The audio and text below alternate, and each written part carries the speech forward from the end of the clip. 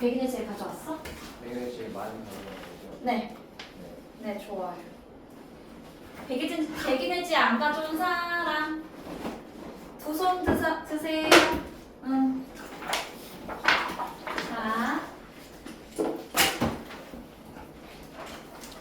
얘들아, 우리 친구들 오늘은 확인 수업입니다. 확인 수업 때는 늘 요 두 교재를 가지고 오셔야 돼요. 백인의 지혜랑 그리고 과제집. 오케이? 좋아. 그리고 하나만 좀 여쭤볼게요. 그 개별 페이지를 쌤이 홈화면에 추가해달라고 했는데, 자, 난 안 되어 있다 손? 했어요? 뭐야? 내가 방금 개별 페이지를 홈화면에 추가했냐고 물었지. 했어 안 했어? 그럼 남으세요? 했어요? 했던 것 같은데. 했어요? 했지? 했고? 오. 둘이 남으세요. 바로 가요. 연병하지 마시고요. 30초. 내가 30초 안에 해줄게. 네. 연병하지 말고. 자, 그러면 우리 과제집을 한번 목차를 펴볼까요? 늦지 말아요.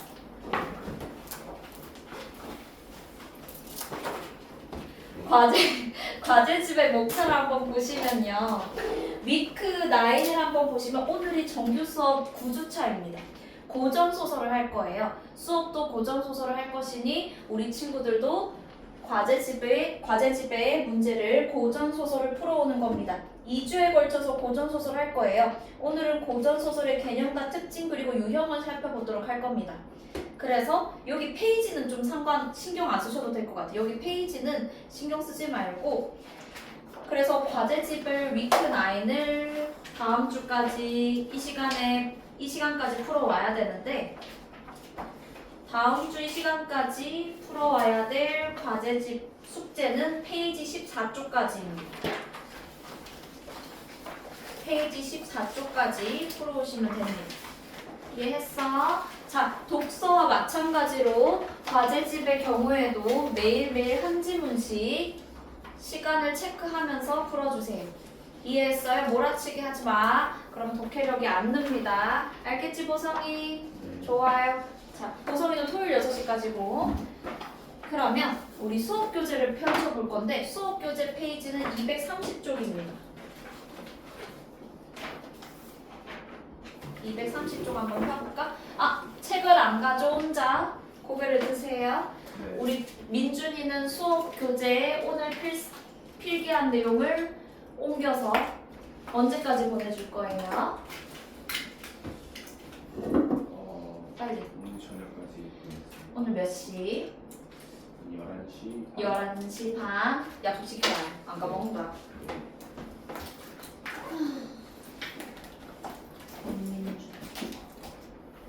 앞에 보세요. 고전 소설 한번 해보도록 하겠습니다.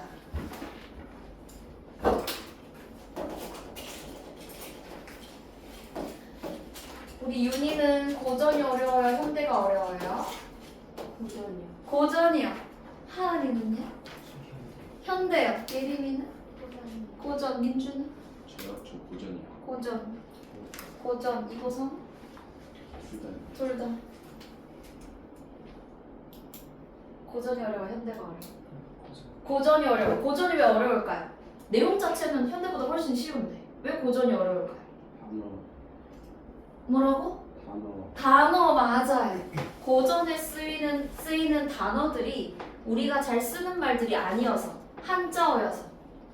우리 하은이는 현대가 더 어렵다고 했어요. 사실은 현대가 더 어렵습니다. 우리 친구들이 2학년, 3학년으로 갈수록 고전에서 틀리는 문제는 점점 줄어들 거예요. 오히려 현대에서 많이 틀리게 될 수가 있어요. 왜냐하면 현대는 내용이 상당히 복잡해요. 소설마다의 구성도 독특하고요. 오케이? 그래서 고전이 어렵다. 지금은 충분히 그렇게 느낄 수 있지만 고전 영역은 노력으로 충분히 커버가 됩니다.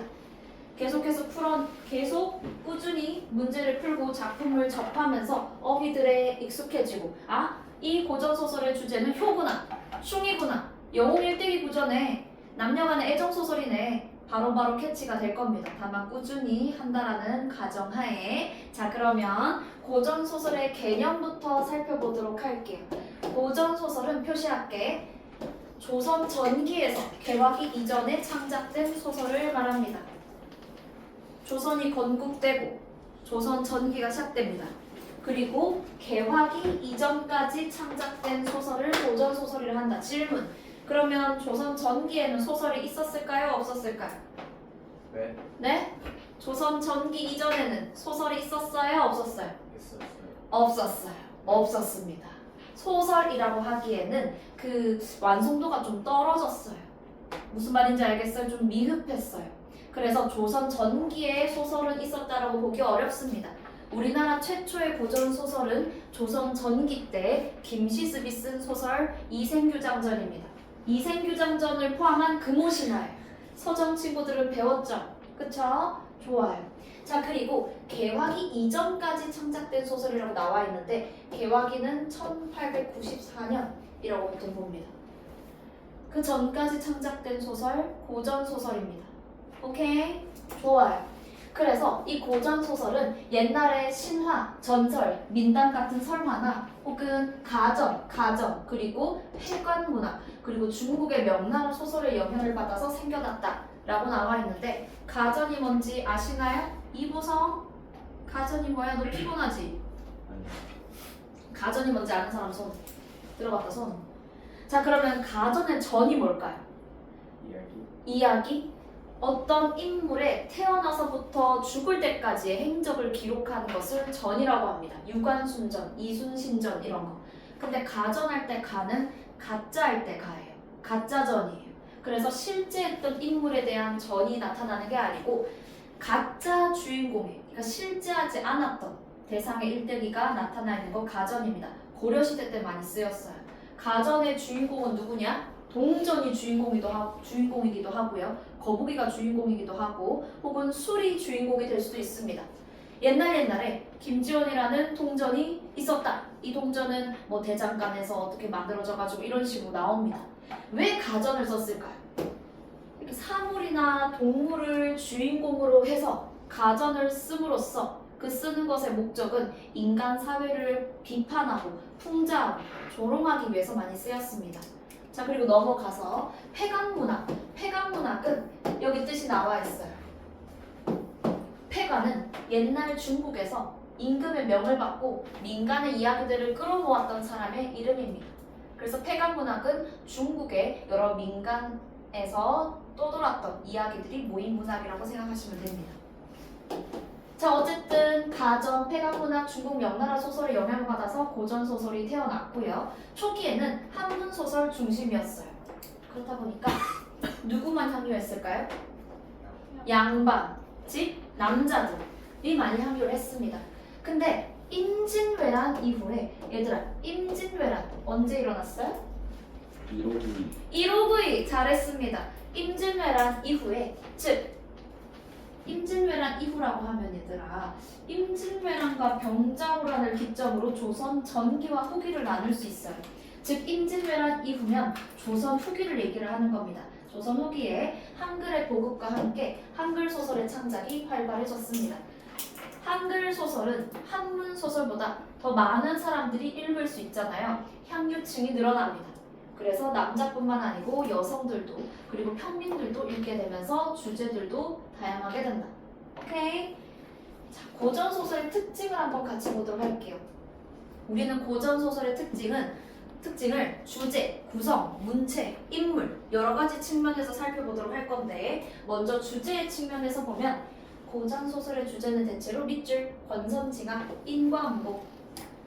뜻이 뭐죠? 우리 친구들 같이 천사 같은 친구들은 상을 받고 복을 받고 이와 달리 나쁜 사람들은 벌을 받는 것. 권선징악, 인과응보입니다. 같은 뜻을 가진 한자가 또 있습니다. 복, 선, 화, 은. 들어보셨나요? 선한 자는 복을 받고 간악한 자는 화를 입는다. 고전 소설에서의 흔히 다뤄지는 주제입니다. 유교적 도리 밑줄 쳐볼까요? 유교에서 중요시 여기는 거 어떤 가치들이 있죠? 춤, 또 효, 또 열 이런 거, 의리. 자, 열이 뭐냐면 사랑하는 남자에 대한 여자의 변함없는 마음이 열이에요. 그래서 열녀다 하면 남자를 잊지 않고 한 남자만을 바라보는 여자를 열녀라고 합니다. 남편이 죽어도 그 남자만을 기리면서 혼자 사는 여자 열녀. 이 네 가지 가치의 공통점이 무엇일까요? 공통점은 뭘까요? 공통점은 뭘까요? 그렇게 말할 줄 알았어요. 유교 맞아요. 공통점은? 공통점? 변하지 않는다라는 겁니다. 오케이? 변하지 않는 거. 유교입니다. 변치 않는 가치를 중요시 여기는 거, 그리고 질서를 중요시 여기는 거 유교입니다. 그리고 가족 간의 우애, 남녀 간의 사랑 이런 게 주제고요. 자, 그리고 보통 고전소설은 밑줄 행복한 결말입니다. 하지만 우리나라 최초의 소설인 김시습의 금오신화의 내용들은 비극적이거나 열린 결말도 있다라는 거. 우리나라 최초의 소설은 김시습의 금오신화. 우리나라 최초의 한글 소설은 뭘까요? 홍길동전. 근데 이건 약간 논란이 있습니다. 한 10몇 년 전에 설공찬전이라고 새로 이렇게 발굴이 된 거예요. 근데 설공찬전이 홍길동전보다 먼저 나온 거 아니냐 뭐 이런 논란들이 있었거든요. 그래서 이게 엄청 중요한 사실은 아니라고 생각됩니다. 오케이? 좋아요. 넘어가 보도록 할게요. 자, 구성적인 측면에서의 고전소설의 특징을 한번 같이 보도록 할게요. 고전소설은 대체로 평면적 구성입니다. 자, 평면적 구성은 시간의 흐름에 따른 구성을 얘기한다. 평면적 구성을 다른 말로 뭐라고 할까요? 얘기해 보세요. 순행적. 그렇지, 순행적 구성.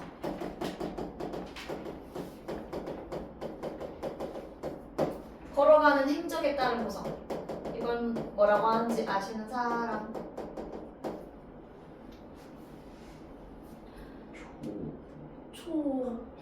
초밥. 배고프나?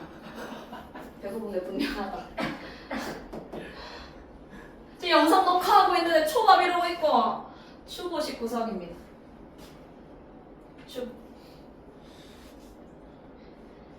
자, 순행적 구성, 추보식 구성 둘 다 시간의 흐름에 따른 구성입니다.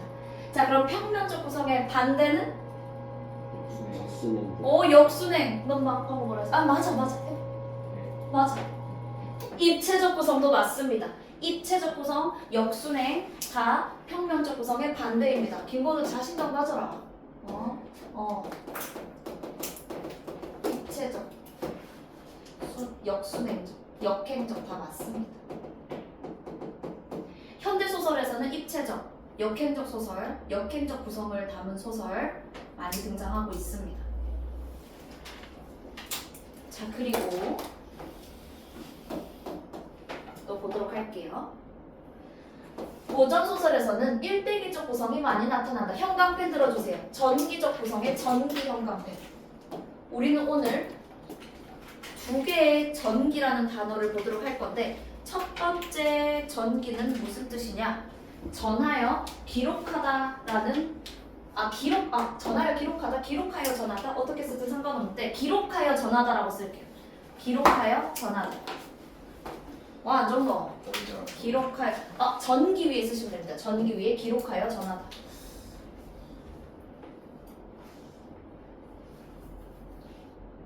자, 일대기적 구성은 얘들아 아까 말씀드렸듯이 전의 형식이 일대기적 구성입니다. 주인공이 태어나서 어떻게 살아왔는지 뭐 그거에 대한 평가 이런 게 일대기적 구성이거든요. 자, 근데 앞에 봐요. 영웅의 일대기적 구성도 전기적 구성으로 나타납니다. 영웅이 뭐죠? 어떤 사람을 영웅이라고 해요?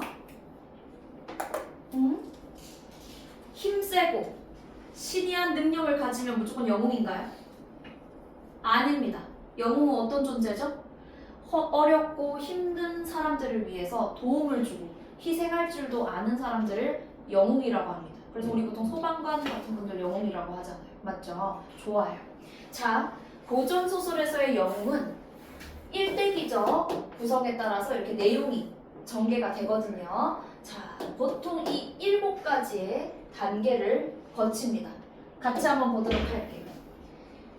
보통 영웅은 왕족이나 귀족 같은 고귀한 혈통을 지닙니다. 예를 들면 옛날에 이보성이 옥황상제 아들로 태어났다 이런 식으로.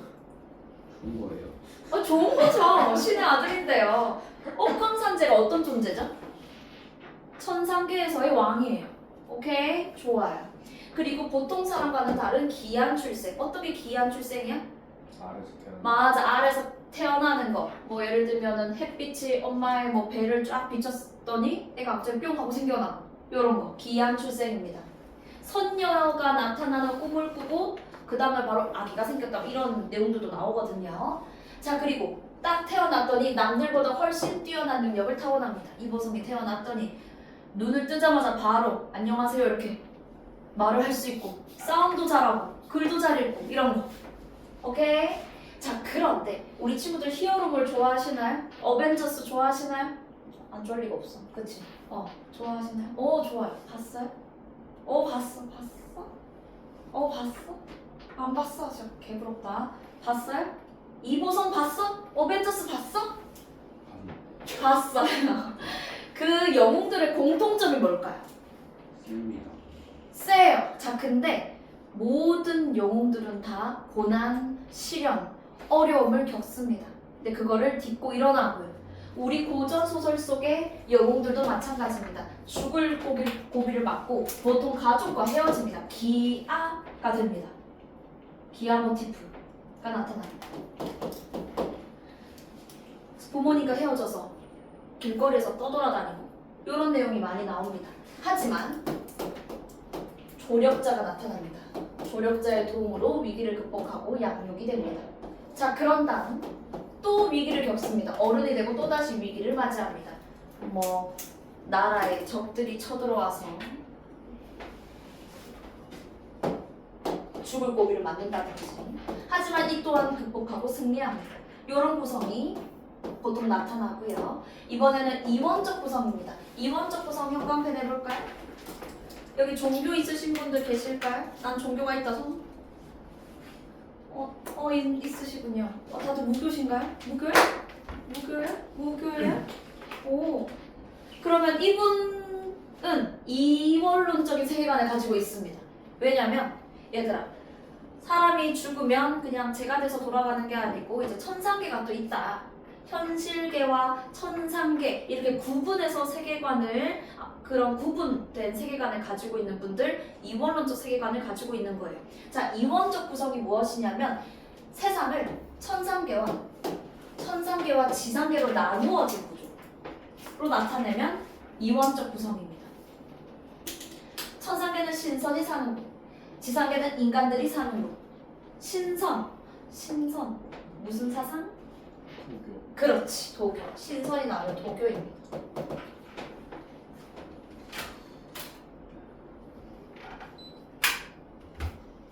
추우신가요? 추워요? 괜찮아요? 좋아요. 자, 그래서 고전 소설에서는 보통 천상계 인물인 주인공이 죄를 짓고 지상계로 내려왔다가 다시 천상계로 돌아간다는 설정이 자주 등장합니다. 보통 어떤 죄냐면 좀 약간 가벼운 죄는 이 정도. 옥황상제가 자, 김건우 옥황상제님께서 주신 책을 한번 읽어봐. 한 글자로도 틀리면 죽여버린다 이렇게 된 거예요. 근데 우리 건우가 졸다가 한 글자를 잘못 읽은 거야. 잘 가 하고 지상계로 떨어지는 거. 약간 좀 많이 혼날 만한 짓은 이겁니다. 하라는 일은 안 하고 연애질하는 거. 그래서 여자도 남자도 너네 일 안 했지? 안 되겠다. 꺼져 해가지고 지상계로 내려갔다가 벌 실컷 받고 다시 개가천선하고 혹은 영웅이 되고 해서 천상계로 돌아가는 설정. 이원적 구성입니다. 숙향전 한번 같이 읽어보도록 할 건데요. 우리 친구들 숙향전의 짧은 줄거리를 읽어보면서 숙향이를 괴롭히는 존재 혹은 숙향이와 숙향이의 남친의 사랑을 방해하는 존재의 세모로 한번 표시해주세요. 그리고 여기 빈칸도 채워볼까? 시작! 다 세모하라고요? 네, 숙향이에게 숙향이를 괴롭히는 존재, 그리고 숙향이와 이선의 사랑을 방해하는 존재에 세모해주세요.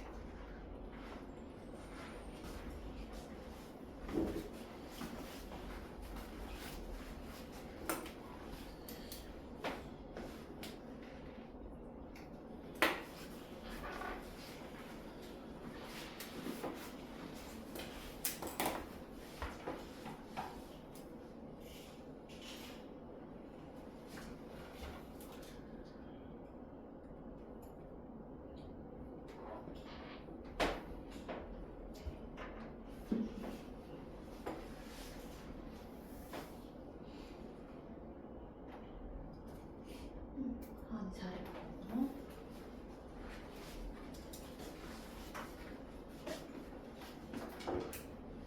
빈칸 채우겠지?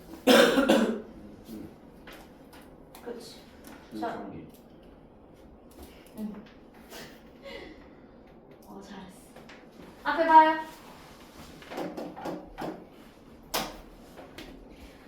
숙향이는 천상계에서 월궁소화라는 선녀였어요.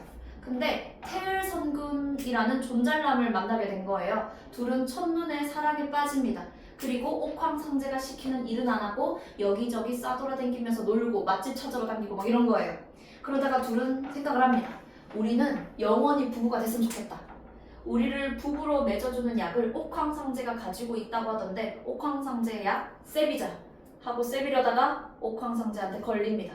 둘 다 떨어져 해서 지상계로 갑니다. 그래서 월궁소화는 숙향. 그리고 태을성군은 지상에서 어떤 이름을 가지게 됐을까? 재범아. 이선. 그렇죠. 이성. 좋아요. 우리 친구들 표시를 잘했습니다. 숙향이는 피난길에서 부모랑 헤어지고 얘들아 부모랑 헤어졌대요. 약간 영웅 일대기적 구성에서 기아 모티프가 들어가 있는 것 같은데 숙향이는 영웅은 아닙니다. 다른 사람들을 위해서 희생하고 이런 인물은 아닙니다. 그리고 어쨌든 장승상 댁의 양녀가 됩니다. 양녀가 무엇인가요? 입양.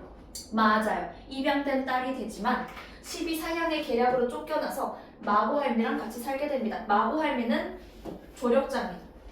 어느 날 숙향은 천상선녀로 놀던 꿈을 꾸고 술을 놓습니다. 꿈속에서 선녀가 돼가지고 그러니까 본인의 어떻게 보면 전생을 본 거죠. 그리고 거기서 태일성군도 만나고 하거든요. 그리고 꿈에서 깨어나서 꿈속에서 본 장면을 술을 놓습니다. 그리고 우리 숙향이가 술을 놓은 것을 마고할미가 시장에 가서 팔거든요. 근데 그 시장에서 마고할미가 술을 팔고 있는데 그걸 누가 발견할까요? 이선. 이선이 발견합니다. 그래서 이선이 이거 나도 꿈에서 봤던 장면인데 이렇게 되는 거예요. 그래서 마고할미한테 물어요. 이거 술 누가 놨냐? 그래서 우리 집에서 사는 숙향이가 놓은 걸세 해가지고 둘은 다시 만나서 부부를 누리다가 천상계로 돌아가는데 이들의 약혼을 방해했던 이선의 아버지에도 세모했었죠. 잘했어요. 자, 그래서 숙향전은 얘들아 남녀 간의 사랑 이야기를 한다는 점에서 염정소설 이라고도 하고 애정소설을 염정소설이란 말을 쓰기도 하거든요. 그리고 여기 빈칸에 뭐가 들어갈까? 지읒 기억. 눈치가 빠른 친구들은 천리소설. 밑에 보세요. 무슨 구조라고 되어 있죠? 적강. 그렇죠. 적강소설입니다. 숙향전은 적강소설이다. 적었네요. 보성아. 어디긴 어디야. 숙향전에 짧은 줄거리 이렇게 쓰면 되지. 염정소설, 적강소설 가볼게요. 그래서 여기서 적강이라는 것은 천상계 인물이 지상계로 내려오거나 지상계에서 사람으로 태어나는 것을 뜻합니다.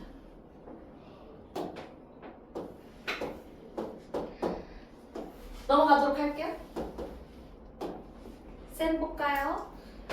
고전 소설에서 나타나는 인물들의 유형은 정해져 있습니다. 보통 고전 소설에서는 평면적 인물들이 나타납니다. 평면적 인물은 성격이 변해요? 안 변해요? 변하지 않아요. 선인은 끝까지 선인, 악인은 끝까지 악인이다. 흥부전 모르는 사람 없죠? 흥부전의 흥부는 평면적 인물일까요? 입체적 인물일까요? 입체적. 흥부가 어떻게 성격이 바뀌는지 좀 알려줄 수 있을까요? 이거 내려오고 몰라요. 그거 제비다리 부러뜨려. 흥부가 제비다리 부러뜨리잖아. 놀거예요. 널브예요. 뭘 그래요예요. 내가 미치고 팔짝 뛰겠다. 흥부전 내용도 모르면 어떡해. 흥부는 착한 동생이에요. 그래, 근데 형아야가 진짜 나쁜 사람이야. 부모님이 돌아가시고 나서 부모님이 재산 물려줬는데 놀부가 지 혼자 다 하고 흥부는 나가 이렇게 된 거예요. 흥부가 그지같이 살다가 먹을 게 없어가지고 형아야 집 가가지고 아유 형님 밥 좀 주이소 하는데 놀부가 어떻게 해요? 주걱으로 뺨ต้อง 때리잖아요. 맞죠? 자, 근데 흥부는 착한 친구입니다. 어느 날 다리가 부러진 제비를 발견합니다. 그 제비가 불쌍해서 이렇게 치료를 해줘요. 그 착한 제비는 무엇을 물어오죠? 박씨를 물어옵니다. 그래서 제비가 물어온 박씨를 땅에 잘 묻고 박을 키워서 열었더니 뭐가 나와요? 금은보화가 막 나와요. 그래서 흥부가 엄청 신나해요. 그 꼴을 본 놀부, 나도 참을 수 없지. 어떻게 해요? 우리 놀부 친구는 직접 제비다리를 부러뜨립니다. 그리고 본인이 이렇게 치료해주고 자 빨리 박씨 물어와라 이렇게 해요. 그래서 썩난 제비가 박씨를 물어온 거 박씨를 잘 이렇게 묻어서 또 잘 자라나게 합니다. 자, 놀부가 열심히 박을 타요. 거기서 뭐가 나와요? 도깨비, 도적대가 나와서 뚜까 팹니다. 맞으니까 정신 차렸습니다. 농부는 정신 차리고 흥부한테 갑니다. 뭐라 할까요? 형아야 잘못했다. 앞으로 사이좋게 지내자. 개가 천선하고 흥부랑 놀부는 사이좋게 지내게 된다. 흥부는 처음부터 끝까지 선인입니다. 흥부는 평면적 인물입니다. 자, 그러면 질문. 이보성, 놀부는요? 평면적 인물일까요? 입체적 인물일까요? 맞아요. 개가 천선하잖아요. 이해됐어? 좋아요. 자, 그럼 이번엔 전형적 인물입니다. 전형적 인물은 얘들아 특정 신분이나 집단을 대표하는 인물 유형입니다. 보통 고전소설에서는 여성의 유교적 윤리의식을 대표하는 열녀가 나타나고요. 열녀가 뭐라고 했어 내가? 한 남자만을 바라보는 여자라고 했습니다. 이해됐어? 그리고 고난 시련을 극복하는 영웅도 전형적인 특성을 가지고 있고요. 7개의 단계를 거치는 영웅, 그리고 양반과 공범 사회를 풍자하고 조롱하는 평민이 아주 전형적인 인물형이라고 볼 수 있습니다. 이런 친구들이 나왔을 때 개성적이다 하면 안 됩니다. 이해됐어요? 이들은 개성적인 친구들이 아니고 전형적인 인물들. 질문 하나 할까요? 자, 우리 친구들 심청이랑 춘향이 구분할 수 있다 손? 에이, 거짓말하지 마라. 그래. 할 수 있어 없어? 할 수 있어? 너는? 춘향이 심청이? 힌트 드릴게요. 몽룡이 여친. 몽룡이 여친은? 홍영이요. 네, 이몽룡 여친. 이몽룡 여친. 춘향입니다. 춘향이는 기생 딸이거든요. 근데 춘향이는 기생처럼 남자 옆에서 이렇게 손잡고 이런 행위 안 합니다. 엄청 근데 예뻐요. 춘향이랑 몽룡이는 첫눈에 사랑에 빠집니다. 뭐 그런 내용들 알고 계시나요? 그럼 심청이는 어떤 친구죠? 아빠가 장님이에요. 신봉사. 들어봤어요? 좋아요. 아버지의 눈먼 것을 눈뜨게 하기 위해서 공양이 300석을 얻기 위해서 바다에 직접 다이빙해서 인신공양을 했던 심청이. 구분할 수 있어야 됩니다. 질문. 그럼 심청이는 열녀예요? 효녀예요? 나도 와이런. 효녀. 맞아요. 춘향이는 열녀인 거예요. 이해했어요? 좋아요. 일요일 6시가 제일 피곤하죠? 알고 있어요. 이제 월화수목금토 하고 이제 일요일까지 지치는데 내일 또 학교 가야 되고. 맞죠? 방학 언제예요? 다음 주 화요일이요. 다음 주 화요일. 자, 너무 좋아하는데. 너무 좋아가지고. 좋습니다. 우리 친구들 홍길동전 아시죠? 박시전은 아나요? 너도 시계 봤지? 박시전은 아나요? 박시전? 안다 손. 중학교 때 했죠. 중학교 때 했어. 오, 좋아요. 알아요? 박시전? 들으면 알걸요? 옛날에 박씨 부인이 태어났어요. 근데 박씨 부인은 안타깝지만 너무 못생겼어요. 너무 못생겨서 막 박씨 얼굴 보면 사람들 막 토하고 막 이러는 거예요. 박씨가 나중에 결혼을 합니다. 결혼한 남자가 뭐라고 했을까요? 각방 쓰자고 합니다. 난 네 얼굴 보고 못 살겠다. 우리 각방 쓰자 이렇게 돼요. 어느 날 박씨의 아버지가 박씨를 찾아옵니다. 그리고 뭐라고 할까요? 딸아, 이제 때가 되었다. 허물을 벗어라 이렇게 하거든요. 그래서 네 아버지 하고 뱀처럼 허물을 벗어요.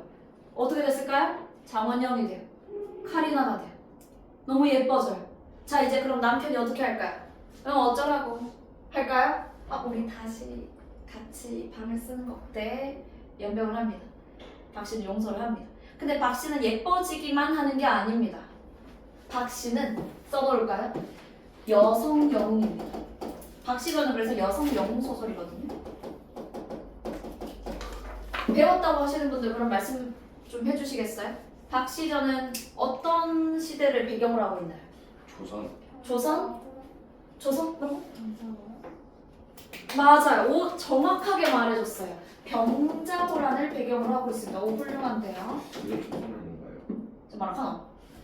뭐라고? 병자호란이 조선 아니에요? 맞아요. 네. 조선 후기를 배경으로 하고 있습니다. 조선 후기 때 쓰인 소설이고요. 병자호란을 배경으로 하고 있습니다. 근데 좀 더 정확하게 말해줘서 칭찬을 해준 거. 우리 보성이도 조선이라 했어요? 어디요? 자, 병자호란은 누가 쳐들어온 전쟁이죠? 네. 누가 쳐들어왔어? 대답해라 빨리. 일본이요. 일본은 임진왜란 못 살아. 청청. 청나라입니다. 우리는 병자호란을 이겼어요? 졌어요? 대차게 집니다. 삼전도의 굴욕 아시나요? 네. 병자호란은 우리 조선 민중들에게 엄청난 씻을 수 없는 상처를 준 전쟁이에요. 자, 그래서 이 병자호란으로 인해서 민중들이 상처를 입었어. 그 상처를 치유하기 위해 이런 소설들이 쓰였습니다. 어떻게 치유를 하냐? 박씨전에 박씨가 청나라 군인들을 혼쭐을 내줍니다. 죽여주기도 하고요. 오케이? 좋아요. 중요한 소설이어서 말씀을 드렸고요. 또 넘어가 볼게요. 이번엔 초월적 인물입니다. 얘들아, 초월적 인물의 경우에는 둔갑수를 이렇게 쓸 수 있다거나 혹은 천둥을 칠 수 있게 한다던가 하늘을 날아다닐 수 있다던가 이런 사람들이 초월적 인물입니다. 초월적 인물이 나타나면 어떤 특성이 나타나냐면 전기적인 특성이 나타납니다. 전기적 특성? 우리 아까 일대기적 구성할 때도 전기 나왔어 안 나왔어? 나왔죠. 그때 전기는 무슨 뜻이었죠? 기록하여 전하다, 전하여 기록하다 이런 뜻이었잖아요. 이때 전기는 그 전기일까요? 자, 여기 전기는 전하다라는 뜻은 앞에 전기랑 같거든요. 이 기가 무슨 기자일까요? 기하다. 그렇지, 기하다. 알고 잘. 기하다.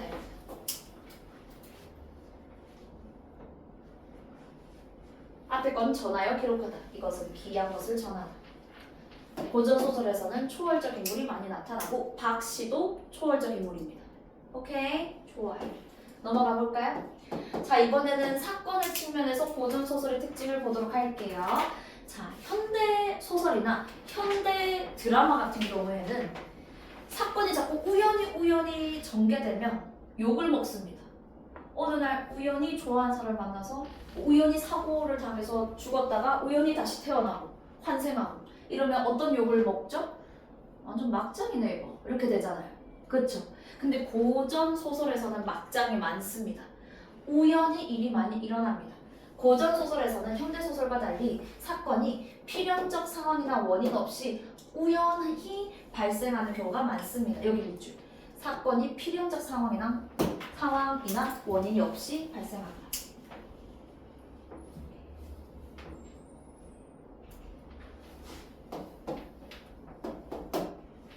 춘향전 내용 아시죠? 아시나요? 아까 말해준 거. 옛날에 기생의 딸인 춘향이가 살았어요. 춘향이는 정말 예쁜 친구였는데 혹시 춘향이의 고향이 어딘지 아는 사람? 여전히 이 지역에서는 춘향이 축제 이런 것도 열리거든요. 전라도 남원입니다. 자, 어느 날 남원으로 놀러 갔던 우리 몽룡 친구가 춘향이가 단오날에 치마를 펄럭거리면서 그네 타는 모습을 보고 첫눈에 반합니다. 그리고 몽룡이는 춘향이를 꼬십니다. 플러팅을 해요. 야, 너 진짜 예쁘다. 내 거 해라. 이런 식으로 꼬셨더니 춘향이 넘어갈까 안 넘어갈까? 네, 넘어갑니다. 그래서 둘은 사랑에 빠지고요. 자, 근데 몽룡이는 그 당시에 과거급제를 안 한 상황이었어요. 그래서 몽룡이가 춘향이한테 뭐라고 하냐면 오빠가 그 한양 가가지고 과거급제하고 올 테니까 좀만 기다리고 있어줄래? 합니다. 춘향이 당연하죠. 우리 자기 화이팅 하고 기다려요. 자, 우리 몽룡이가 위로 올라간 사이 누가 이 남원 고을에 부임을 할까요? 변사또가 새로운 사또로 부임을 한다. 근데 성이 변이잖아요. 네, 변태입니다.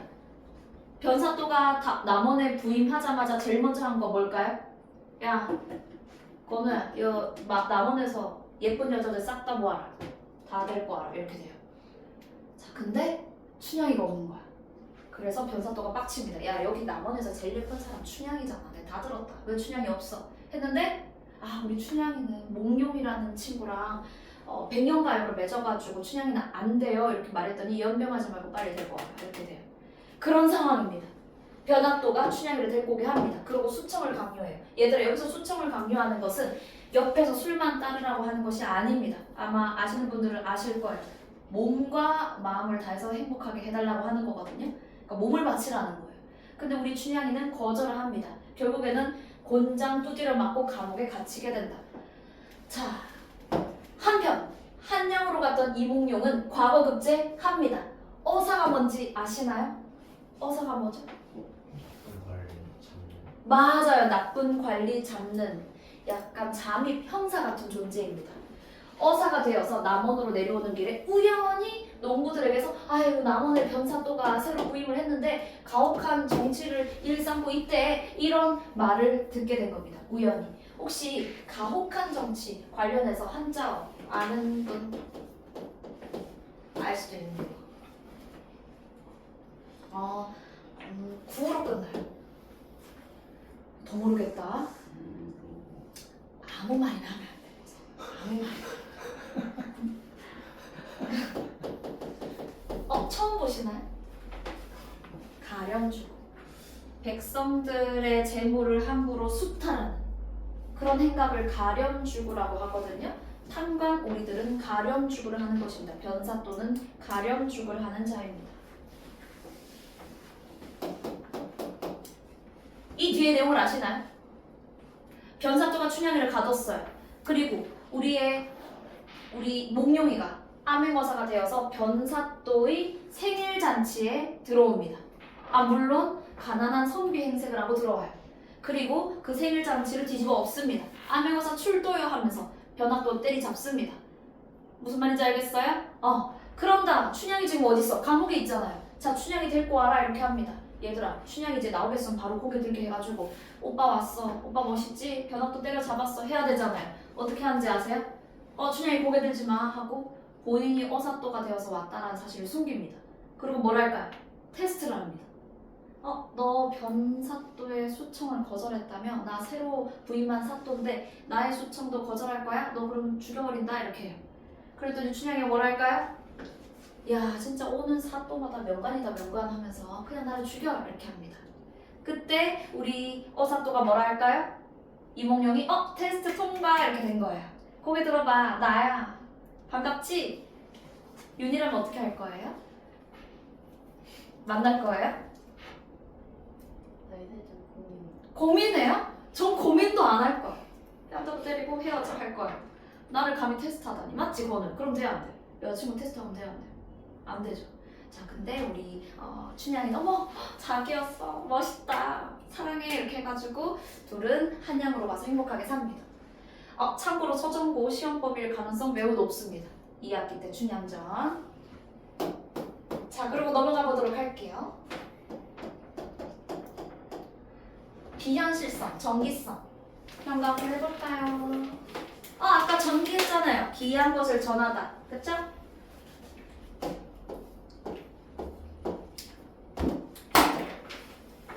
비현실성, 전기성이 드러난 소설 정말 많이 나타납니다.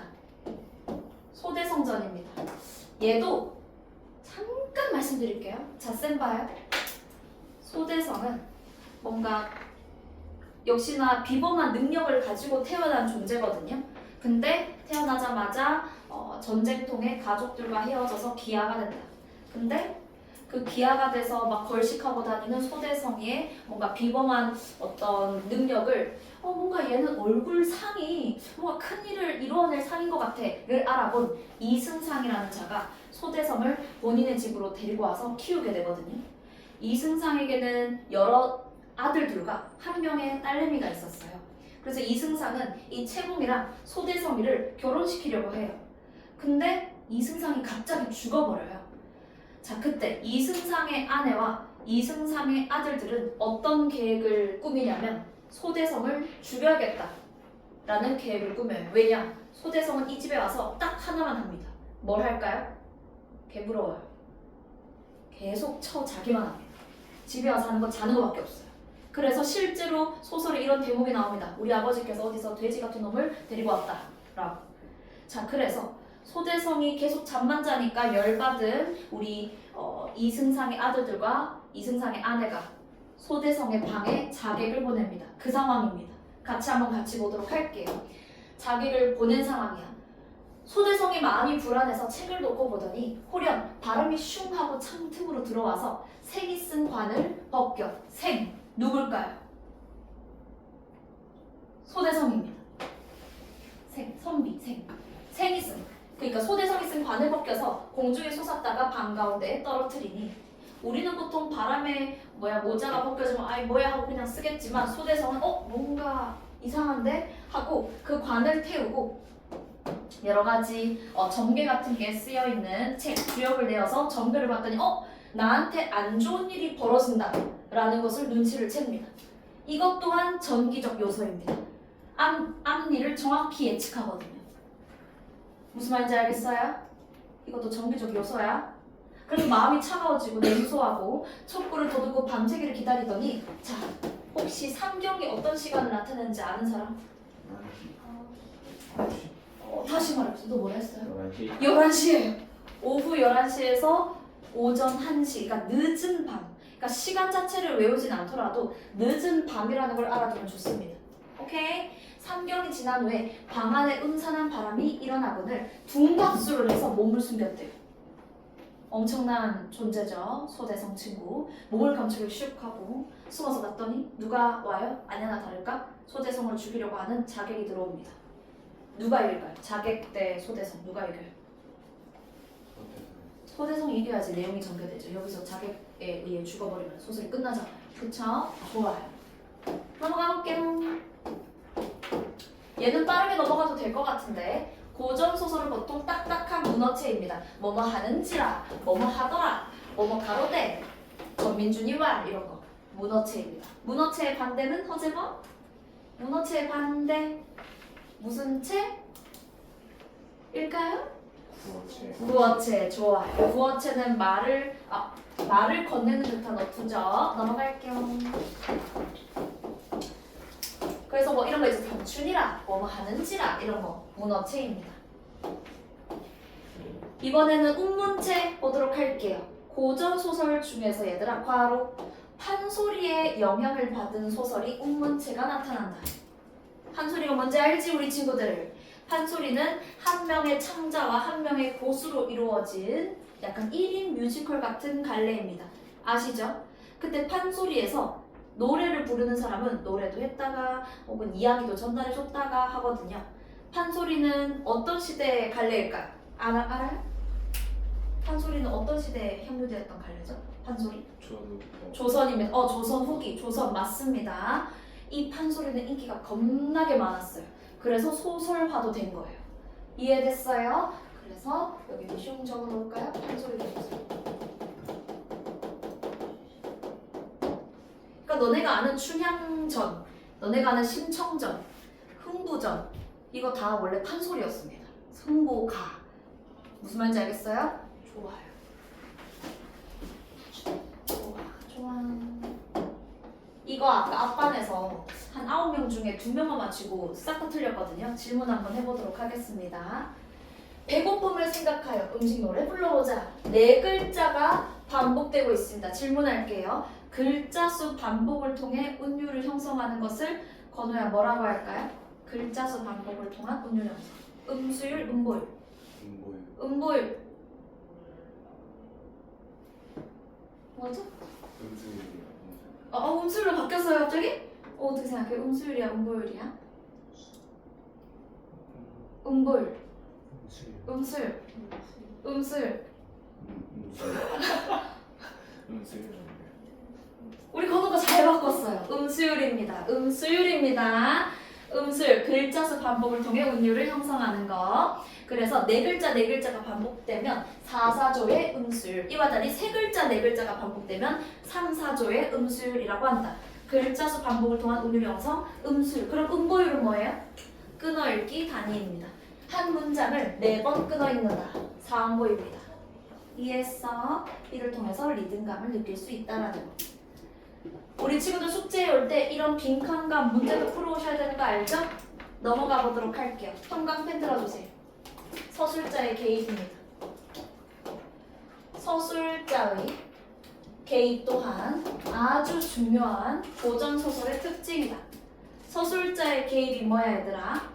작품 밖의 서술자가 작품에 개입하여 작품 밖의 서술자가 작품에 개입해서 인물과 사건에 대한 판단, 생각, 느낌을 직접 서술하는 것이로 전지적 작가 시점에서 많이 나타납니다. 서술자가 직접 개입을 하는 것이다. 직접 개입 어떻게 하는 것일까요? 예를 들면 이런 게 있습니다. 쌤이 예전에 출근길에 대차게 자빠진 적이 있어요. 근데 비가 많이 오는 날이었고 너무 급하게 뛴 거야. 그래서 넘어졌는데 약간 사뿐 이렇게 넘어진 게 아니에요. 그냥 누웠어요 거의. 그래서 정말 부끄러웠지만 너무 아픈 거예요. 근데 그 와중에도 오른손은 안 돼! 이렇게 해서 왼손이 갈렸었거든요. 그때를 묘사를 해보면 지원쌤이 출근길에 대차게 자빠졌다! 요렇게까지만 얘기를 하면 서술자의 개입이 있어 없어? 있냐고요? 없어. 근데 그 뒤에 이 얼마나 안타까운 일인가, 이 얼마나 슬픈 일인가 라고 하면 서술자의 개입입니다. 웃는데? 슬퍼하지 않는걸? 그쵸? 오성아 쌤 많이 압박했어 안 압박했어? 웃어 지금? 자 앞에 보세요. 그래서 서술자의 개입에는 보통 설의적 의문문이 나타납니다. 설의적 의문문? 설의법이 뭐야? 궁금한 것을 묻는 거 아닙니다. 하고자 하는 말을 강조하기 위해서 의문문을 쓰는 겁니다. 다들 알고 계시죠? 서술자 개입의 유형은 다양하게 나타납니다. 밑줄 한번 쳐볼게요. 10년이나 안 빤 옷을 도롱도롱 누비어서 그렁그렁 얼고 입었으니 밑줄! 그 추한 형상에 누가 아니 침을 뱉겠는가? 다 뱉지. 질문할게요. 윤희가 봤을 때 쌤이 지금 파란색으로 밑줄 친 부분 서술자가 부정적으로 평하는 것 같아? 긍정적으로 평하는 것 같아? 부정적인 평이 나타납니다. 그렇기 때문에 보통 편집자적 논평이 나타난다. 객관적 서술 어울리는 말이 아닙니다. 이해됐어요? 좋아요. 우리 주관적인 서술자의 태도가 나타난다.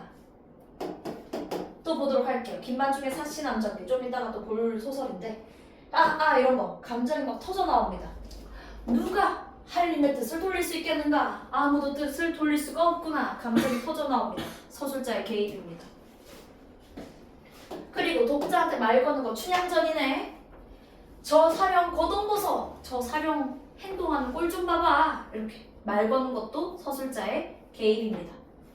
마지막 서사의 흐름을 끊는 거. 이거는 잘 나오는 건 아닌데 자 뒷 내용 궁금하지?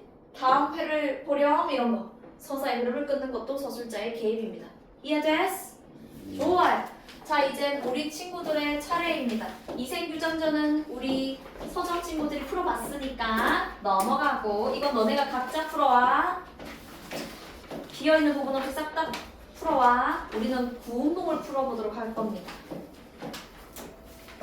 자 페이지 237쪽의 문제 2개를 풀어보도록 할 건데요. 4번과 5번을 푸는데 제일 먼저 뭐부터 봐야 돼? 제목 먼저 보고 그리고 문제를 살핀 후에 소설을 풀 때는 인물에 반드시 표시를 하라고 했습니다. 인물의 관계도를 파악하는 게 중요합니다. 시간은 7분 드릴게요. 시작! 4번, 5번 풀어주세요.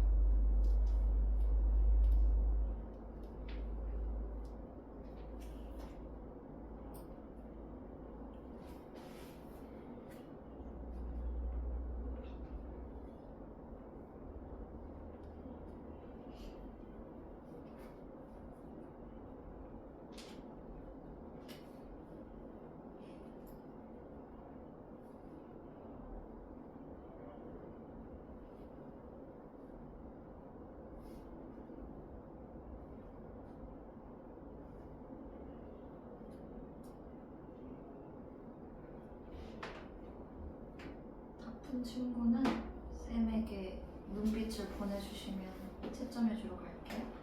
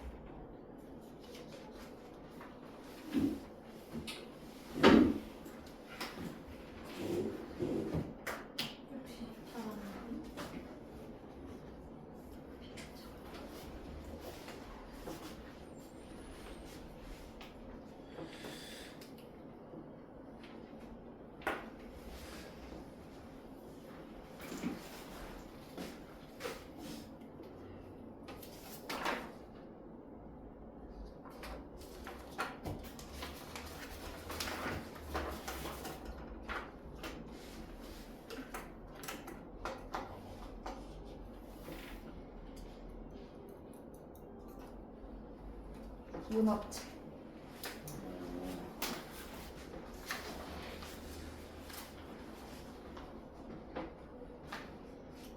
잘하네.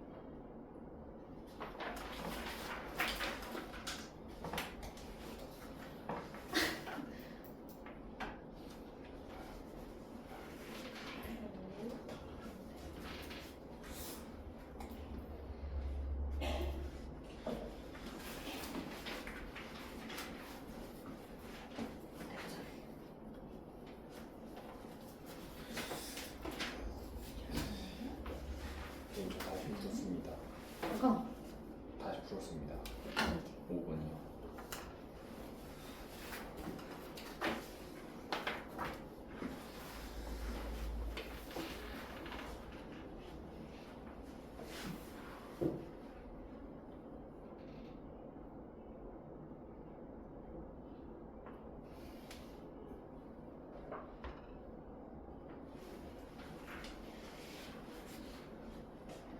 자, 앞에 볼까요? 구운봉 아시나요? 처음 봐요? 이 재밌는 소설인데. 자, 내용을 한번 같이 보시면요. 내용 어떻게 좀 이해가 되셨을까요? 성진 미친놈입니다. 어떤 점에서 미쳤냐? 천상계인 연하도량에서 불도를 공부하는 성진이는 이 소설이 독특한 게 천상계에 사는 인물이 꿈속에서 지상계로 갔다가 다시 천상계로 가거든요. 천상계의 친구 성진은 육관세사의 심부름으로 동정의 용왕을 만나러 갔다가 용왕의 권유로 술을 마시고 돌아오는 길에 팔선녀를 만나서 팔선녀랑 다 썸을 타요. 그리고 보통 사람이라면 8명의 예쁜 여자를 만나서 혹은 8명의 멋진 남자를 만나서 그럼 8명 중에 한 명한테 꽂혀가지고 그 사람이 계속 떠오르고 할 거 아니야? 우리 성진이는 8명을 다 그리워합니다. 얘는 이래서 이뻤고 얘는 이래서 예뻤고 다 너무 좋은데. 자, 연병을 하고 있죠. 자, 이럭저럭 잠을 이루지 못하고 밤이 깊었다. 눈 감으면 팔선녀가 앞에 있고 눈을 떠보면 문득 간 데가 없고 이러고 있는 거예요. 자, 그러고 말합니다. 아유, 불법 공부는 마음을 정하는 것이 제일인데 사사로운 마음이 이렇듯 일어나니 질문하겠습니다. 지금 사사로운 마음을 가지는 주체가 누구인가요? 성진입니다. 사사로운 마음의 대상은 팔선녀입니다. 이해돼요? 지원 선생님이 마라탕을 먹는다. 먹는 주체는 지원쌤, 먹는 대상이 마라탕인 거예요. 이해했어요? 좋아요. 그래서 4번 답은 팔선녀입니다. 자, 그리고 막 이렇게 연구를 이렇게 하는데 육관대사가 눈치채 안 채? 눈치채요. 야 이놈의 새끼야, 불도에 정전해야지. 그런 세속적인 것에 마음을 두면 되냐? 하는데 약간 발뺌을 합니다. 그쵸? 그래서 육관대사가 빡쳐서 그래, 네가 좋아하는 속세 한번 실컷 누려봐라. 얼마나 헛된 것인지 하고 지상계로 떨어뜨립니다. 그리고 꿈속에서 성진은 양소유라는 사람으로 다시 태어납니다.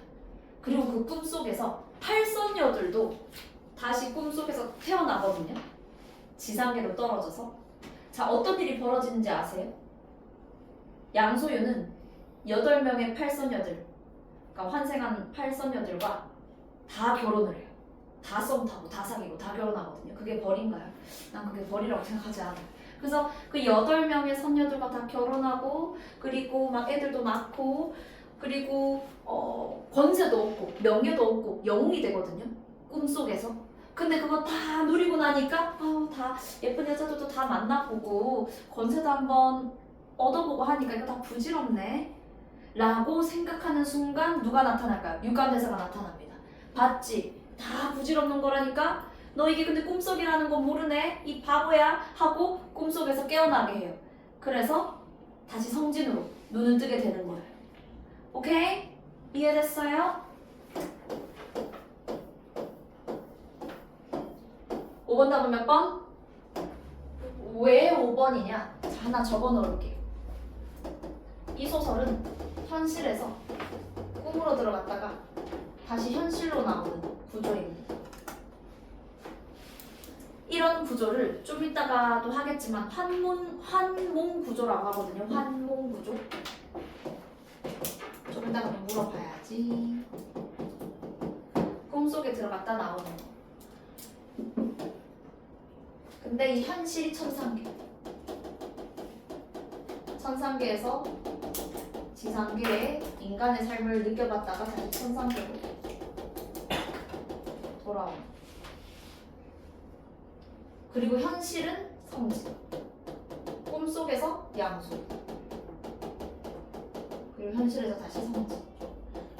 그러면 지상계로 떨군 게 아니에요? 뭐라고요? 떨군 게 아니에요? 떨군 건 맞아요. 근데 그 떨군 게 사실은 진짜 인간계를 진짜 인간 세상에서 태어났다라기보다는 지상계를 꿈에서 경험하게 한 것이 좀 더 맞는 거예요. 무슨 말인지 알겠어요? 그래서 꿈속에서 깨어났더니 다시 성진으로 눈을 뜨는 겁니다. 오케이? 좋아요. 그래서 이건 현실은 아닌 거죠. 근데 지상계에서 속세가 얼마나 헛된 것인지를 깨닫게 해주는 거죠. 육관대사. 자, 그래서 이 소설 속에서 성진은 절대 영웅이 아닙니다. 아주 속된 것, 나쁜 것을 속에 품고 있다가 육관대사로 인해 깨닫는 인물. 그래서 성진은 영웅이 아니기 때문에 답이 5번입니다. 이해됐어? 이보성이 처음에 3번 했다 아이가? 네. 문어체 있어 없어? 자, 저기 전민준이가 말해봐. 여기 문어체 어디 있어? 있습니다. 어디냐고? 어디 있어? 가로되. 그렇지, 가로대, 뭐 이르대, 뭐 이런 거 있잖아요. 다 문어체 표현입니다. 오케이, 좋아요. 자, 얘들아 이제 너네 숙제 이런 것들 있잖아요. 이런 빈칸도 잘 채워 오셔야 돼요. 넘어가 보도록 하겠습니다.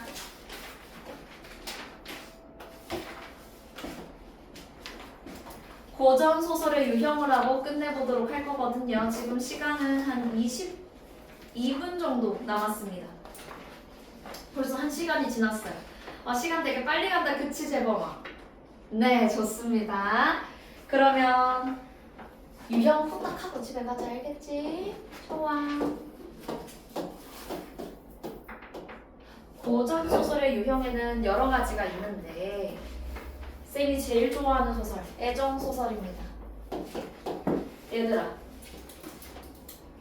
애정 소설에서는 현대든 고전이든 무조건 어떤 이야기가 나올까요? 남녀 사이를 가로막는 장애물들이 나타납니다. 남사친, 여사친, 부모의 반대, 뭐 이런 것들 있잖아요. 어쨌든 남녀 간의 소설이 주제인 소설은 곧 무조건 시련이 있습니다. 하지만 그 시련을 극복하고 사랑의 결실을 맺는 구조로 주로 이루어져 있어요. 오케이? 자, 그리고 우리는 채봉 감별곡을 한번 읽어보도록 할 건데 질문 쌤이 할 거거든요. 채봉 감별곡을 읽고 우리 친구들이 해야 될 것이 두 가지입니다. 첫 번째, 이 보성 잘 들으세요.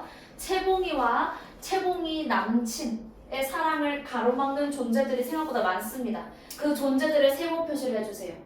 채봉이랑 채봉 남친 가로막는 방해자들 세모해주시고 바로 푹 1번을 풀어주세요. 시간 2분 드릴게요. 시작.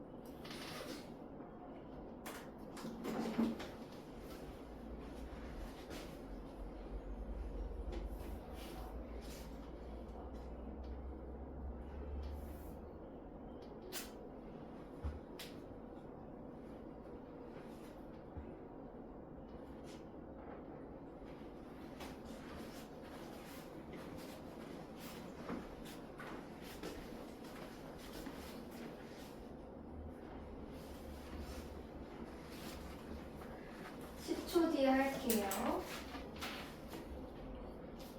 이거 어렵네.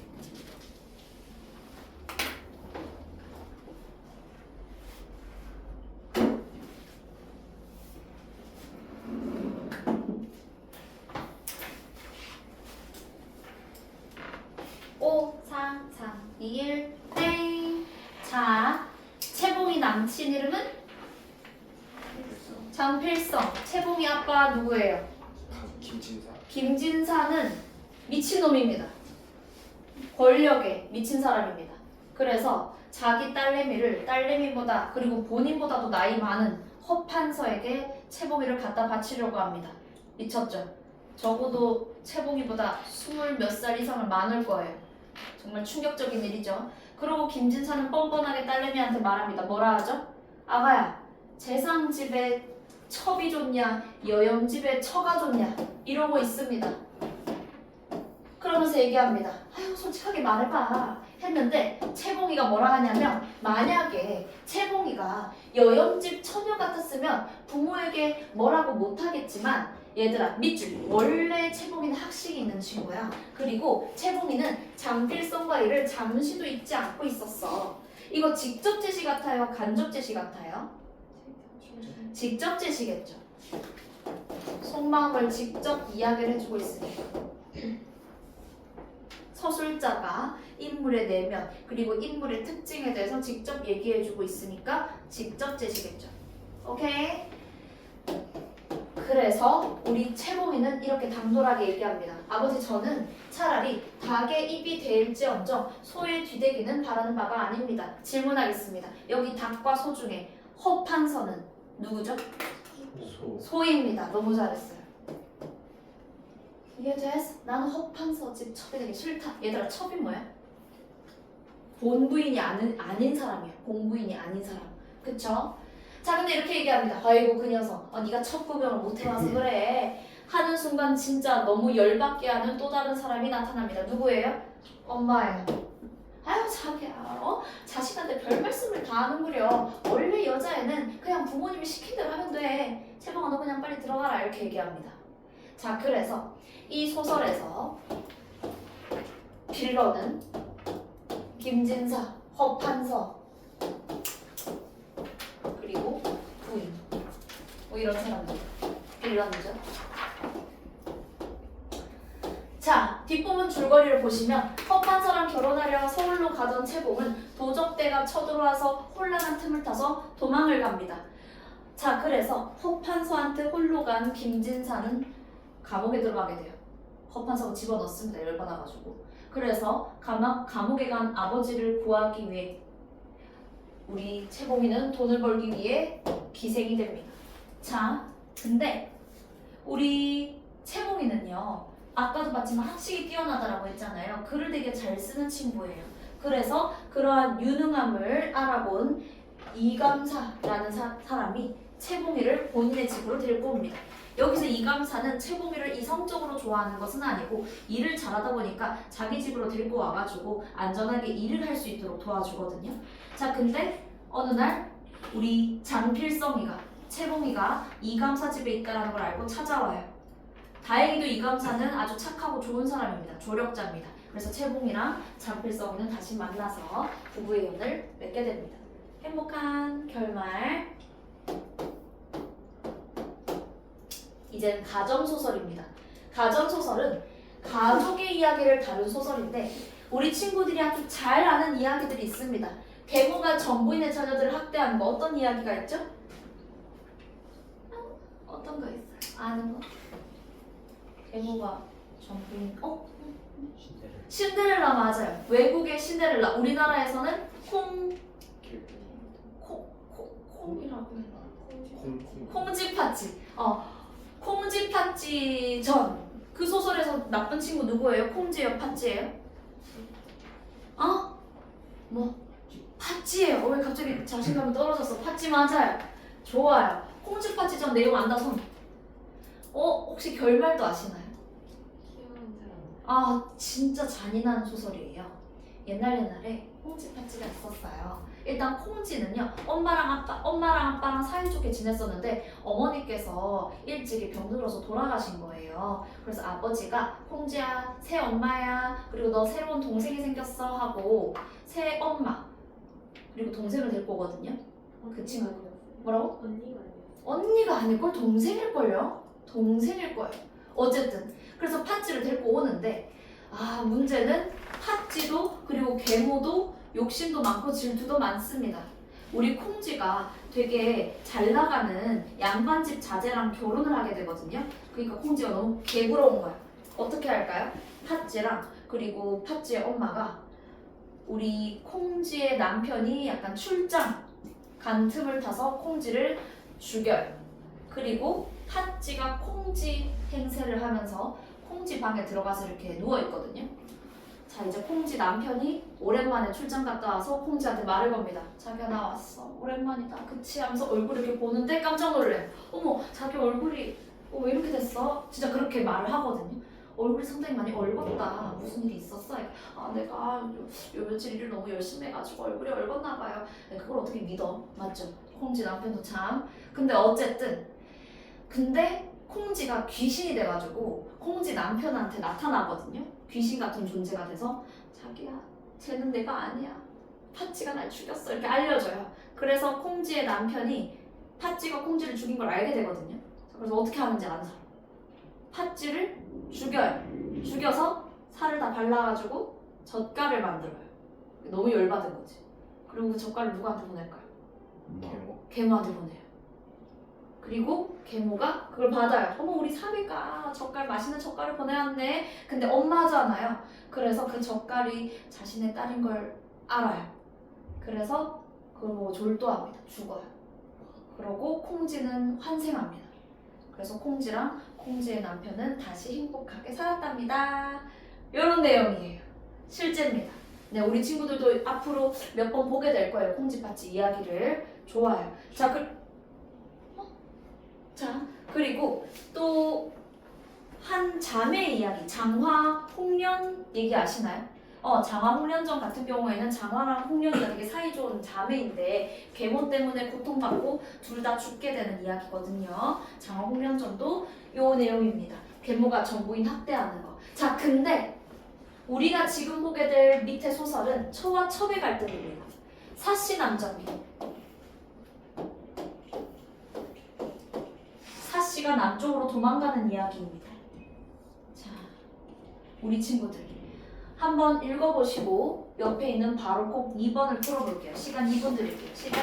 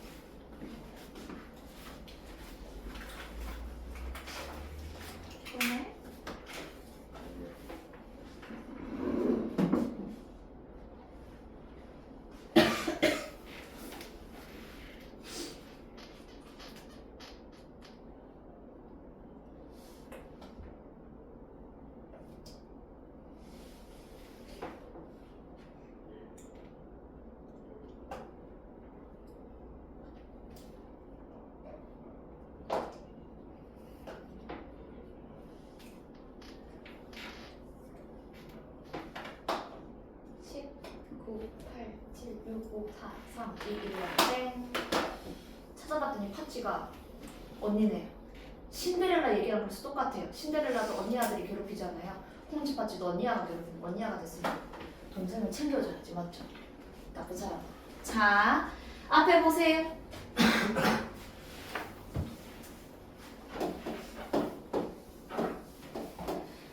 읽을 때 인물에 표시했어요? 인물에 표시했어요? 인물에 표시하셔야 됩니다. 잘했어요. 고전소설, 현대소설 읽을 때 무조건 인물에 표시를 해라. 옛날에 명나라에 유현이라는 자가 살았다. 그러면은 중국을 배경으로 하고 있는 거네요. 명나라의 유현은 늦은 나이에 아들 유연수를 얻습니다. 연수는 15살 때 과거에 급제하여 한림학사가 됩니다. 그러면 유연수는 직책이 한림학사입니다. 그래서 유연수라고도 나올 수 있지만 유한림이라고 나올 수도 있는 겁니다. 그리고 사씨랑 결혼하는데 9년이 넘도록 애가 안 생기는 거야. 근데 옛날에 양반들은 얘들아 대를 잇는 걸 되게 중요시 여겼어요. 남자아이를 얻는 걸 되게 중요시 여겼는데 9년이 넘도록 아이가 안 생기니까 사씨가 자기야 후사를 위해서라도 첩을 드리는 게 맞는 것 같아. 해서 어쩔 수 없이 교씨를 받아들입니다. 문제는 교씨는 거의 여우 주연상급의 연기를 보여주는 인물입니다. 아주 악한 친구예요. 한번 같이 보도록 할게요. 어떤 말이 있었어요 여기? 유한림한테 얘기를 하는 부분이거든요 이거. 아니 글쎄 자기야 그 사씨가 나한테 뭐라 했는 줄 알아? 하면서 교씨 너 내 남편이 너를 왜 얻었는 줄 알아? 네가 좋아서? 아니거든. 자식 때문이거든. 그러니까 진짜 열받게 하지 말고 내 남편한테 까대기 치지 마라. 너네 까대기 친다는 말 안 쓰죠. 그러면 꼬시는 그런 행동 플러팅하지 마라 이렇게 얘기를 하는 거예요. 진짜 그렇게 했을까요 사씨가? 아닙니다. 순 연기입니다 이거. 사씨를 모함하고 있는 내용입니다. 사씨 모함.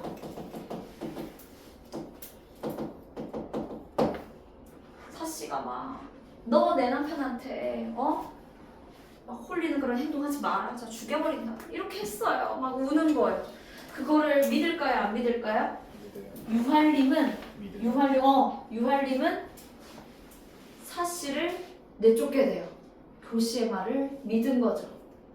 그래서 밑에 보면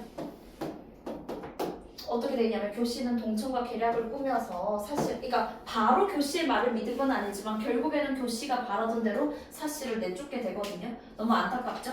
아, 동청은 누구냐? 교시의 바람남입니다. 바람남 남자. 교시는 두 번의 바람을 피거든요. 네, 일단 동청과 계략을 꾸며서 사씨도 내쫓고 유할림도 유배시킵니다. 유할림은 유배에 가서야 정신을 차려요. 아, 내가 사람을 잘못 봤구나. 그리고 유배지에 풀려남과 동시에 동청을 죽입니다. 교씨는 뭔가 상황이 안 좋아졌다라는 걸 느끼고는 기생이 되어서 숨어 지냅니다. 어느 날 교씨가 지내는 기생집 마담 같은 존재가 교씨한테 말한 거겠죠. 교씨야 너 저기 양반집 누구 집에 가가지고 가면은 돈 많이 준대. 한번 갔다 와. 이렇게 된 거예요. 근데 갔더니 누가 있을까요? 유할림이 있었던 겁니다. 유할림이 교씨를 죽입니다. 그렇게. 그리고 다시 사씨를 만나서 부인으로 맞이해서 행복하게 산다라는 이야기입니다. 오케이? 넘어갈게요. 우리 오늘 2페이지만 하면 끝납니다. 조금만 힘내주세요. 얼마 안 남았습니다. 영웅 군담 소설입니다. 얘들아, 영웅 소설은 아까 영웅 1대기 보셨으니까 넘어가고, 자, 군담 소설 뭐야? 군담 소설은 전쟁 이야기입니다. 알아두세요. 군담 소설에서 빠질 수 없는 건 전쟁입니다. 전쟁. 그리고 군담 소설에서 보통 영웅이 탄생합니다. 전쟁을 승리로 이끌어서 높은 자리에 오르게 되는 영웅 1대기적 구성이 자주 나타납니다. 우리 친구들 새 친구 하은이를 제외한 나머지 친구들은 홍계월전이 익숙해야 됩니다. 내신을 들어갈 때 초반에 모의고사 풀이할 때 홍계월전을 했던 기억이 납니다. 알아요? 허재범 기억나요? 홍계월이는 여자아이인데 태어나서 얼마 안 지나가지고 부모님이랑 헤어져서 기아가 되는데 그러한 홍계월이를 구해준 사람이 여공입니다. 여공에게는 아들이 있었어요. 그 아들의 이름은 보국입니다. 그리고 홍계월은 평국이라는 이름으로 여공 밑에서 살게 됩니다. 알고 계시나요? 근데 평국이랑 보국이 중에 누가 더 능력자예요? 평국이 홍계월입니다. 그래서 보국이는 늘 라이벌 의식을 가지고 자격지심을 가지고 있어요. 그리고 전쟁에 둘은 나중에 출전을 하게 되는데 역시나 평국이가 더 높은 권위를 가지게 됩니다. 그러다가 우리 평국이가 여자라는 사실을 임금한테 들키거든요. 하지만 혼을 나진 않고 그냥 자리에서 내려와서 여자로서의 삶을 살게 되는데 또다시 전쟁이 크게 터지면서 다시 평국이가 보국이를 불러서 평국이가 대원수가 되잖아요. 기억나세요? 이렇게까지 얘기했는데 기억이 안 나면 문제가 있어요. 그래서 평국이가 다시 보국이 불러가지고 보고가 얼른 빨리 나와가지고 전쟁에 참여해라 하니까 보국이 빡쳐가지고 자기 부모님한테 찌질하게 가가지고 아니 아내라는 자가 남편한테 이래라 저래라 하고 이거 맞는 거냐 또 나보고 오란다 하는데 부모님이 야 네가 한 게 있지 조용히 하고 그냥 빨리 가라 해가지고 전쟁 참여하고 기억나요? 안 나지 솔직하게 얘기해. 솔직하게 안 나지. 네. 안 돼. 홍계월전도 영웅 1대기 구조였습니다. 우리 했었던 거기 때문에 그러면 넘어가도록 할게요. 각자 읽어보시고 바로 콕을 풀어보면서 내용 한번 읽혀보시고요. 넘어가 보도록 할게요. 오늘 거의 마지막 소설입니다. 뒤에 것들은 빠르게 넘어갈 거거든요. 풍자소설입니다. 풍자소설은 부정적 인물을 내세워서 그들의 무능과 위선을 풍자하고 당대 사회의 부조리를 드러내는 소설입니다. 박지원의 소설이 대표적입니다. 우리 친구들 박지원을 아시나요? 네. 절대 모르면 안 되는데. 오, 우리 민준이 알고 있어. 고성인데요. 고성이 짱이네. 박지원 어떻게 알고 있어요? 박지원 어떤 사람이죠? 작가요. 작가요. 작가 맞아요. 작가는 근데 그 어느 시대 사람인지 알아요? 조선시대. 조선 후기 실학자입니다. 실학자는 어떤 사람이죠? 실학자는 뭐라고? 갑자기 부끄러워졌어? 실학자는 어떤 사람이죠? 성리학.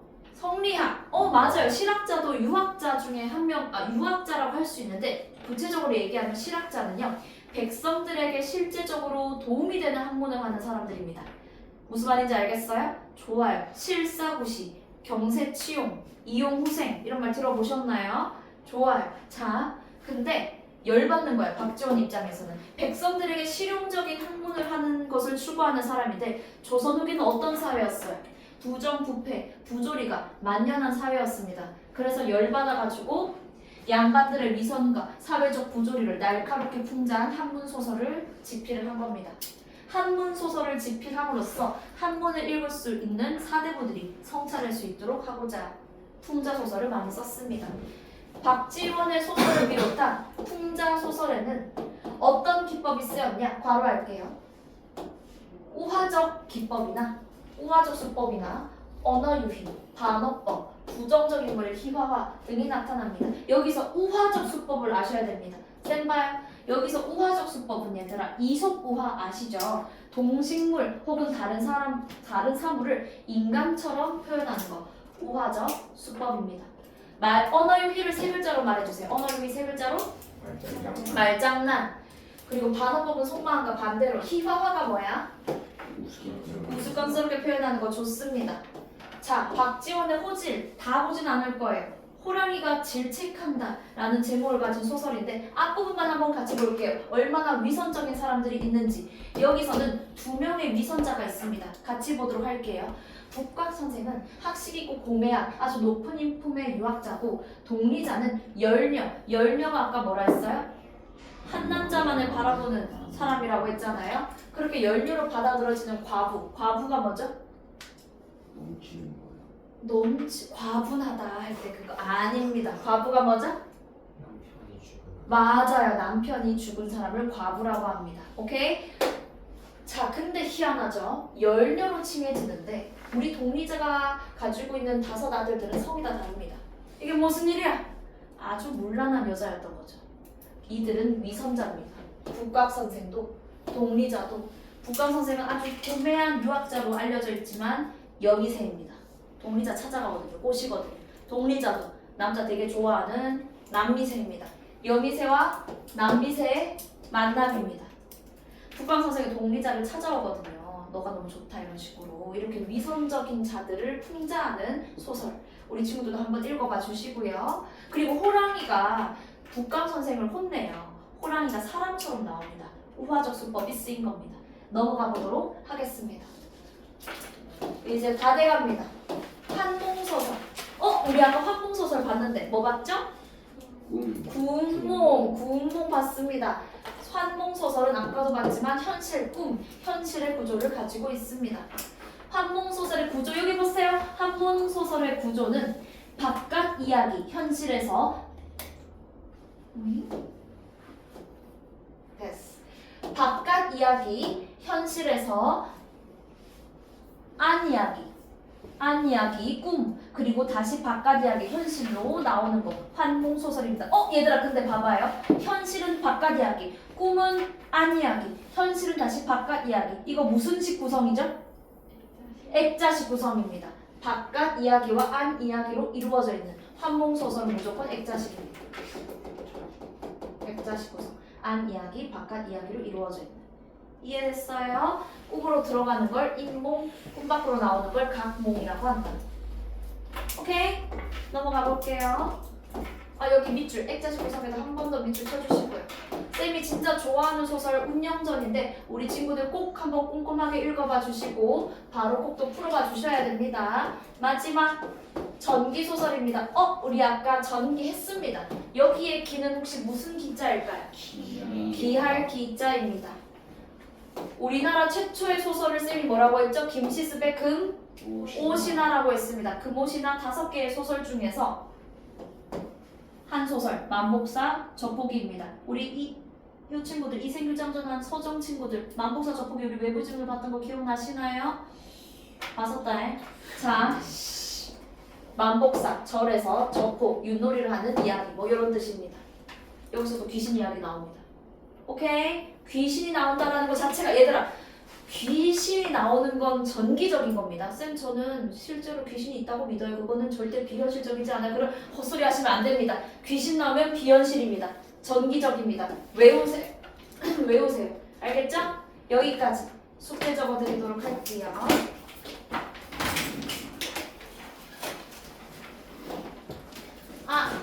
홈페이지 개인별 페이지 안 하신 두 분은 잠깐 남으세요.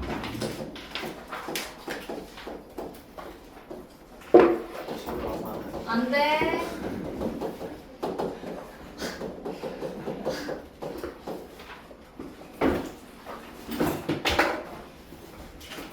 핸드폰 빨리 꺼내. 숙제 다음 주까지 해와 얘들아.